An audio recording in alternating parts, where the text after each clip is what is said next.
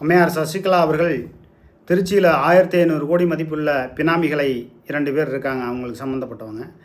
ஆனால் திருச்சியில் 9 தொகுதியில் லால்குடியிலையும் திருவரங்கத்துலேயும் திருச்சி கிழக்குலேயும் 3 வேட்பாளருமே டம்மி வேட்பாளர்.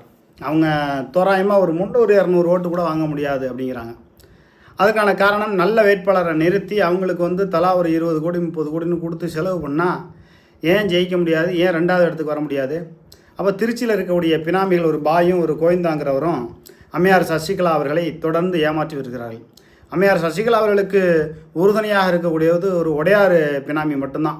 மற்ற எல்லாருமே ஏமாத்துறாங்க. கூட இருக்கிற சொந்த பந்தங்கள்லாம் இந்த தேர்தலில் ஏதாவது வாழை சுருட்டிடலாம் அப்படிங்கிற மாதிரி ஒவ்வொரு வேட்பாளர்கிட்டையும் ஒரு அமௌண்ட் வாங்கியிருக்காங்க. அது பற்றின செய்திகள்லாம் நமக்கு தொடர்ந்து சொல்கிறாங்க. யாருக்கும் நம்ம பயப்பட மாட்டோம் அப்படிங்கிறது தெரியும். தேர்தலுக்கு பிறகு நிச்சயமாக செய்தி வெளியிடுவோம். திருச்சியில் இருக்கக்கூடிய பினாமிகள் எங்கெங்கெல்லாம் சொத்து வச்சுருக்காங்க அப்படிங்கிற செய்தியை நிச்சயமாக வெளியிடுவோம்.